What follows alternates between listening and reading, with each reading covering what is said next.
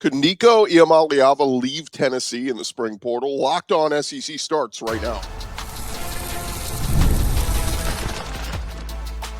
You are Locked On SEC, your daily podcast on the Southeastern Conference. Part of the Locked On Podcast Network, your team every day. Yeah, what's up, everybody? Welcome into Locked On SEC. It's great to have you guys along. I'm Chris Gordy. Thanks for making Locked On SEC your first listen every day. Shout out to everydayers. We're free and available wherever you get your podcasts and on YouTube, part of the Locked On Podcast Network, covering your team every day. All right, we got to dive into this. It's a big story coming out in the last day. Nico Iamaleava over at Tennessee, reportedly actively negotiating a new deal with Tennessee.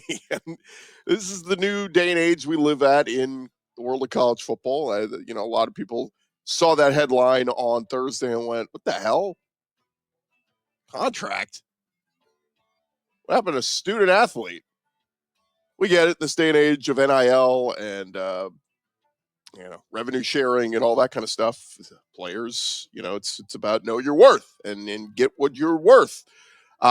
Pete Nakos of On3 reporting Thursday, this news adding that it's not clear whether negotiations would impact Iamaleava potentially entering the transfer portal. Keep in mind, we're days away from the spring portal window opening.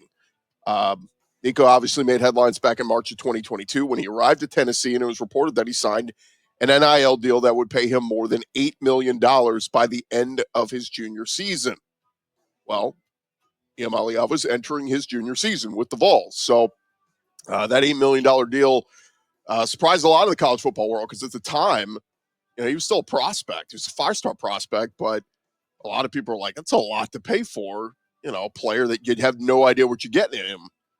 And, again, he was a five-star quarterback. He was the number 2 quarterback at the time behind some kid named Arch Manning and the number 3 overall player in the class of 2023 on the 24/7 Sports composite. But last season was his second at Tennessee, his first as a starting quarterback. Vols had a nice 10-3 season, ended with a blowout loss to Ohio State in the playoff.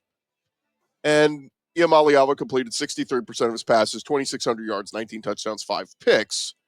He also had 3 rushing scores. But I don't know. This is just the new age of where we are now, where, here he is negotiating a new multi-million-dollar NIL deal just ahead of the transfer portal opening. And, again, just leave some questions on if, things were to go sideways and Tennessee or whoever, NIL collectives, reps, whoever, were to balk and say, hey, man, look, we gave you a fair enough deal. We're not paying you anymore. That you could certainly understand if they went that route. But could that lead to Nico Iamaleava going, okay, well, I'll take my services elsewhere? I've seen some people even say, look, as good as Nico's been, wasn't like he was all world last year. Wasn't like he set the world on fire. And, could you turn to somebody else in the depth chart? Could you turn to somebody else in the portal? But pass along what our sources told us. We reached out yesterday. Someone close to Tennessee. We asked, is this a deal just to get more money? This is what our source said. By his rep and his family, I doubt Nico had any idea about this, but yes. This person says, I think this moves quickly and should be a nothing burger, but we will see. That's the thing is again, back to the know your worth. Nico and his family, they think, look, we signed a deal that paid us over $2 million a year. We just saw an offseason where Miami's Carson Beck and Duke's Darian Mensah got close to $4 million for a 1-year rental. So if Tennessee wants to keep Iamaleava, and all signs say that they do, he has a good relationship with Josh Heupel, the assistant coaches, all his teammates. But I also think, for his sake, the development has to take another step this year. He's got to develop into an even better quarterback this year. If you want to get paid as one of the best, you have to be one of the best.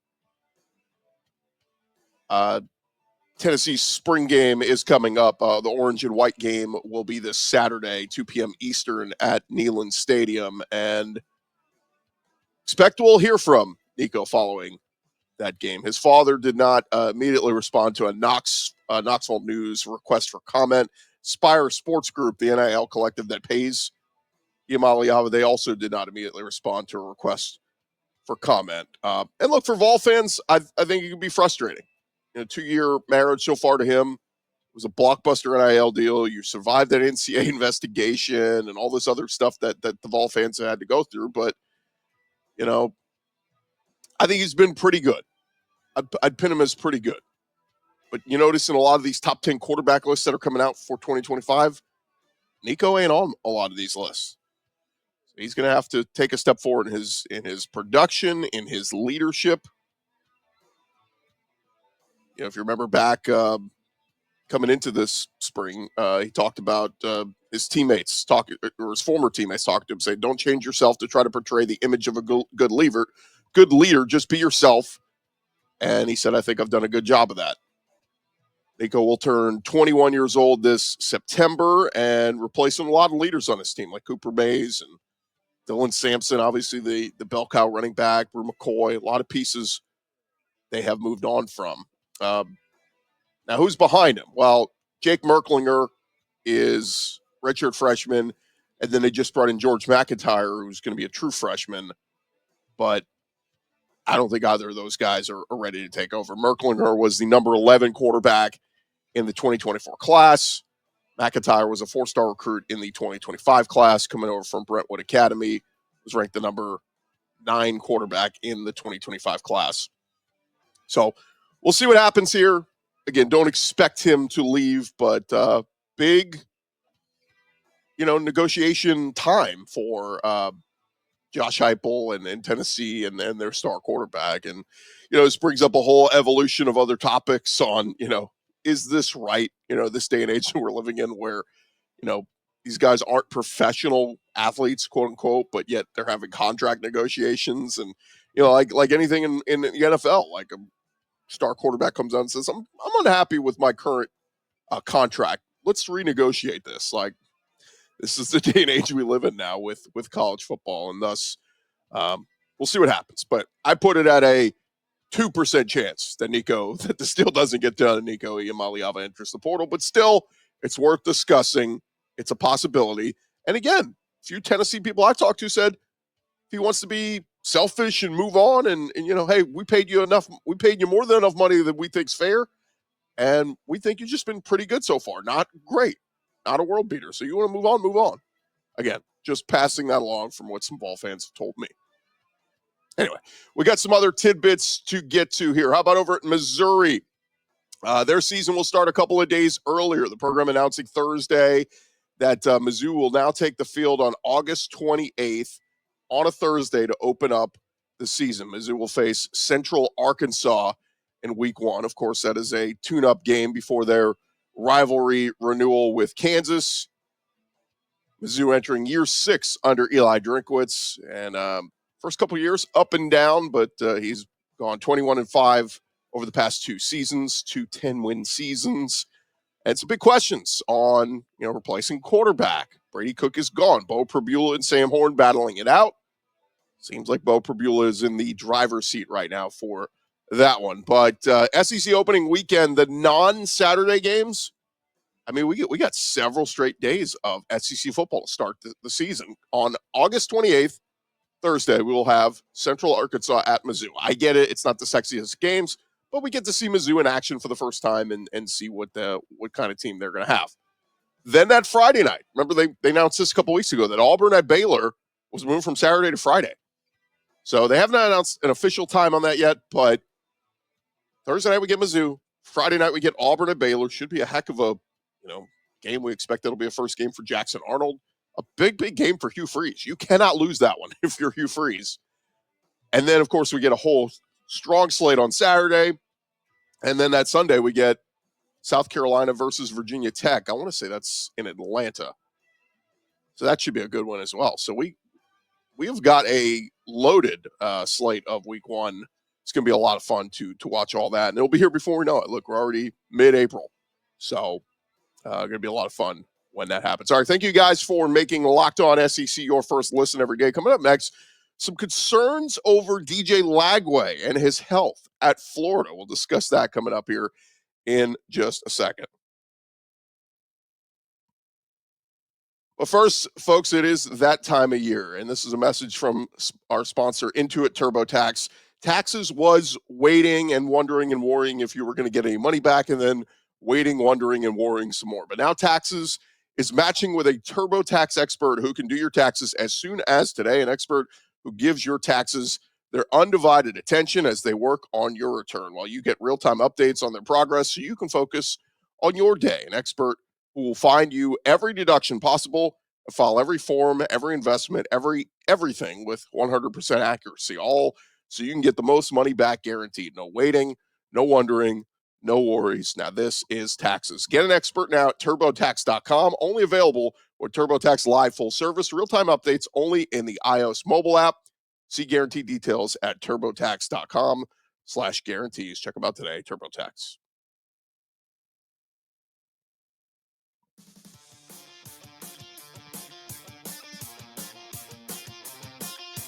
All right, continue on here at Locked On SEC. Thank you guys for making us your first listen every day. Shout out to our everydayers. Keep coming back and checking us out each and every day. All right, we got to get into this story as one college football insider revealing details of that shoulder injury to DJ Lagway. Florida is set to hold their orange and blue spring game on Saturday. And this year's game is going to have a little bit of a different feel with DJ Lagway dealing with a couple of injuries. As Florida started their spring practice back in March, Billy Napier revealed that Lagway would be limited throwing the football due to a shoulder injury and a lower body injury. And a new report has provided some clarity. Matt Hayes of USA Today reporting that Lagway's shoulder injury could eventually require surgery. The injury goes back to Lagway's high school days, Hayes notes, and extended rest and rehab was the course of action then. But according to Hayes, Lagway and his family opted for rest and rehab again this offseason in hopes that would, heal up and he's ready to go for 2025. Well, at this point, if he were to have surgery, that would sideline him for much of the season, if not the entire season. It's possible Lagway could wait and have the surgery after this season and be ready to go for 2026. But the other injury, the lower body injury, described as a core injury by Hayes. So certainly something to watch here. When Billy Napier talked about that a couple months ago, it was a little bit like, whoa, okay. That's an interesting one because there's so much hype and expectations for Lagway. We're big fans of him. Took over, mid to the backstretch of the season for Florida last year. And, I thought had some really nice moments, and look at Florida's win total, how it shot up with Lagway. But yeah, this is certainly one to watch because if Lagway is hampered at all by this season, man, it could. We already know how tough Florida's schedule is. I mean, I've seen some people talking about them as a dark horse to possibly win the SEC if Lagway lives up to the hype and everything goes well there. But behind him, I mean, it's not great. They brought in Harrison Bailey, the former Tennessee quarterback, where was he at Louisville and UNLV, making his fourth stop in college in Gainesville. Behind him, you got Clay Millen. So it's not the greatest backup quarterback room in the world. So, again, I think the question is, how concerned should Gator fans be about these injuries to Lagway? Again, the report to Matt Hayes cites 2 anonymous sources indicating surgery will likely be necessary to address the shoulder injury. The question is, with enough rest this offseason, can he be good to go and get through this season with it? Like I said, it's something that's hampered him before coming out of high school, and he was able to deal with it. So, I don't know. This could just be a non-story, could play through this, and then maybe as soon as Florida's 2025 season ends, then he has the surgery, and then he's good to go for 2026. But certainly a kid that, look, I talked to some people towards the back end of this college football season, a lot of people in the know who said, look, love all the excitement for Arch Manning, but this is the guy that DJ Lagway could be the best quarterback to come out of the SEC down the road. Next big time quarterback outside of Arch Manning. certainly something we'll continue to monitor and track. All right, over at Alabama, Kalen DeBoer talking about his quarterback battle going on, and Ty Simpson, he's the veteran entering his 4th season, hoping to win that starting job. Austin Mack, former 4-star recruit in the class of 2023, signed with DeBoer in Washington, transferred to the Tide. And then there is the true freshman Keelan Russell, who number 2 recruit in the class of 2025. Is going to be a big decision on who wins that job. Well, Kalen DeBoer appearing with our buddy Ryan Fowler over on Tide 100.9 there in Tuscaloosa on Thursday. And here's what Kalen DeBoer said about who he wants at quarterback. He said, "We want the playmaker. We don't want just a game manager. If we're going to win at this level, we want to win. We want a guy that's going to produce and make the plays." So I think that quote is very interesting because we've kind of talked about it with Ty Simpson. Kind of the general consensus is he could be really good, but he could just be a game manager, a la some of those early quarterbacks they had there. John Parker Wilson. I'd hate to put Greg McElroy in that category, but you get what I'm saying.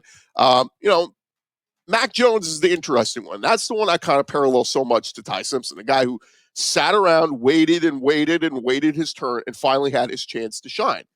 And Mac Jones is way more than a game manager. He was outstanding that season for Alabama. What was that, 2020?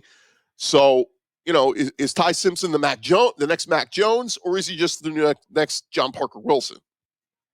But then there's Keelan Russell, who's got, dual threat ability, big arm. And that's what DeBoer's quote there. I'll read it again. "We want that playmaker. I don't just want a game manager. If we're going to win at the level we want to win, we want a guy that's going to produce, make the big plays." If that's what DeBoer is saying, do not count out Keelan Russell in this race. I get it. It's early. It's mid-April. Alabama's going to have their spring practice or whatever. Nothing is going to come out of that that's going to, make this decision any clearer now. But when we get into the summer months and we get to the backstretch towards the fall, man, it is going to be a very interesting race to keep an eye on that Alabama quarterback job. And Keelan Russell certainly will be in that mix till the end. Look, if Ty Simpson wins it, more power to him. We'll see what happens. All right, we got some transfer portal tidbits. How about over at Mizzou, former 4-star recruit and cornerback Jamarian Wayne, been with the Tigers for 3 seasons. He will reportedly enter the portal, signing a conversation with his agency, Power Up Sports. He will have 2 years of eligibility remaining. Signed with Mizzou in 2022, was the number 41 wide receiver in the country, made the switch to safety his first season, played in 4 regular season games. Then saw action in every game in 2023, and 2024 played in 10 games, registering 5 tackles when he made the move from safety to cornerback. So after going through spring ball with Mizzou, Wayne looking to be in search of a new home. So Jamarian Wayne reportedly moving on from Missouri. Another guy at Missouri, Mizzou linebacker Mekhi Bayor, G-B-A-Y-O-R. I'm going to assume the G is silent there. Joined the Tigers in December after a couple of years at Nebraska, but it looks like just after 4 months on campus in Como, he is re-entering the transfer portal. Signed with the Cornhuskers back in the class of 2021. Redshirted his freshman year. Saw action as a starter for the Huskers in 23 and 24. And after graduating from Nebraska, he entered the transfer portal with 1 season of eligibility remaining, but looks like he will not be sticking around at Mizzou. All right, over at South Carolina, cousin of a famous former Gamecock, signing with the Gamecocks out of the transfer portal. Edge rusher Damon Clowney joining South Carolina. He is the cousin of former stud Jadeveon Clowney, who had a storied career there at South Carolina and went on to be number 1 overall draft pick in the NFL. But this will be the 4th stop for Damon Clowney. It's been a long and winding road. Originally signed with Ole Miss in the class of 2020. Spent a couple seasons with them. Transferred to Charlotte, where he played for 2 seasons under Biff Poggi. Re-entered the portal, landed at Louisville. But in March, he was right back in the portal and now ending up with the South Carolina Gamecocks. So we'll be interested to see if he has any impact with them coming up this season.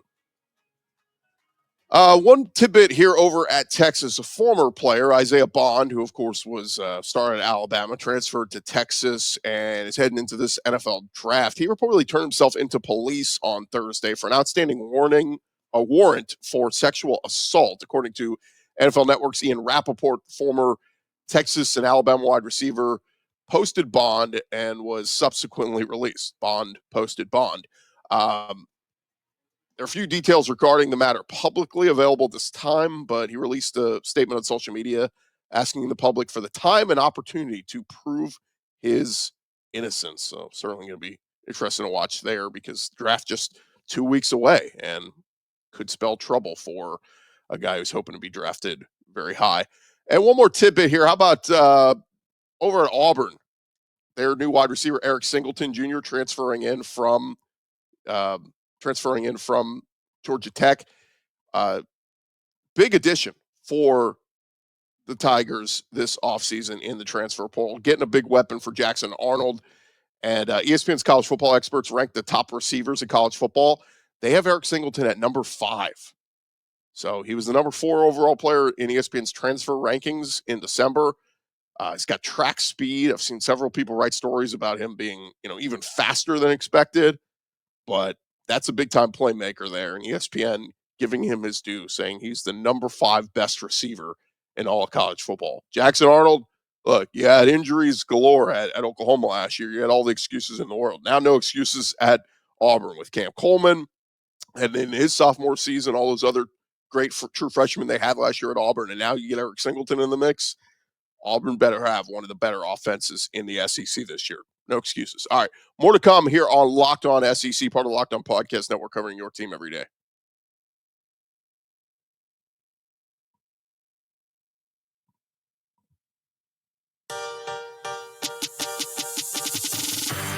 All right, roll along here, Locked On SEC, part of Locked On Podcast Network, covering your team every day. We've been switching gears back into a lot of football conversation, but still some remaining basketball topics to touch on. And one we did want to touch on, how about over at Florida? Walter Clayton Jr., of course, winning that national championship on Monday night with the Florida Gators, and he's letting himself enjoy that championship, but he will shift his focus soon to the NBA draft. And Clayton had a media opportunity on Thursday. I was asked about it. He said, look, I'm starting to think about what's next. I'm spending time with my teammates now, but next week, the NBA draft process will start. When I'm thinking about the draft, I just want the teams to know I'm all about winning. He said, the only advice that I have for anyone out there, just keep working hard and trust in yourself. Florida was 16-17 before I got here. And I told Todd Golden I was coming in here to put in the work. Nothing is guaranteed until you put in the work. The only shift for Clayton was on the clock at Raising Cane's on Thursday. He did one of those public appearances. They've been doing this a lot with teams that win a national championship. Go work a shift at Raising Cane's, work the drive-through, and sign some autographs, take some pictures for fans. So best luck to Walter Clayton Jr. What an incredible run he had at Florida, and what an incredible run for the Gators to win that national championship. All right, some other basketball tidbits here before we get out of here. Kentucky reportedly suffering a decommitment from a point guard in Caden Lewis, the number 5 point guard in the class of 2025, reportedly reopened his commitment on Thursday, telling ESPN it was an incredibly difficult decision, but I have to do what's best for my future. Thank you to Coach Mark Pope and the whole Kentucky staff for all they've done for me so far. So his decommitment means Kentucky will have 2 high school players currently in the class of 2025, overtime elite guard Jasper Johnson and in-state big man Malachi Moreno. They do also have 4 transfers coming in as well. Jaden Quaintance, Mo Diabate from Alabama, Cam Williams from Tulane, and Jalen Lowe from Pitt. So Kentucky looking to take it a step further than just a Sweet 16 next season. Mark Pope did receive an automatic extension with Kentucky, by the way. According to basketball insider John Rothstein, Kentucky's trip to the Sweet 16 triggered an automatic extension for Pope with a salary increase of $250,000 for the final year, taking him all the way to 2029/30. And good on Mark Pope. I think everybody's excited about him at Kentucky for now. A few other tidbits here before we start to wrap things up. Frankie Collins, former Michigan and TCU guard, has committed to play for Vanderbilt, according to On3 Sports. He'll have 1 year of eligibility remaining. Played just 9 games for TCU last year after transferring in from Arizona State. It's so funny. Like, this guy stopped here, and now he's here. It's the day and age of the transfer portal. But, yeah, so we'll see what he looks like. Received a medical red shirt. We'll suit up for Mark Byington's Vanderbilt Commodores in 2025-26. Alabama reportedly finalizing a deal for a high-profile game in Birmingham. Set a key date for a key non-conference game for their 2025-2026 schedule.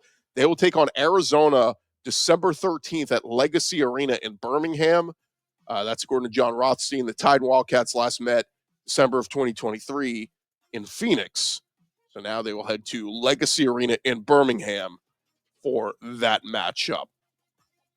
And lastly, as we wrap things up here, heading into your weekend, a fun SEC baseball weekend is ready to take shape. I'm excited for this weekend. Of course, we saw the rankings kind of change up this week. Tennessee stumbled and Arkansas shined. Arkansas moving up to the number 1 team in the country in many rankings, with Tennessee losing 2 out of 3 to Texas A&M. But nonetheless, it's going to be a lot of fun to watch all the matchups this weekend, and some big ones with Arkansas taking on Georgia, battle of 2 top 10 teams. Look, Arkansas, your number 1 program.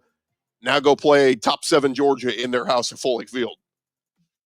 Other matchups of note, LSU at Auburn. Auburn's played above their head so far at Plainsman Park. Let's see if they could take 2 out of 3 against LSU.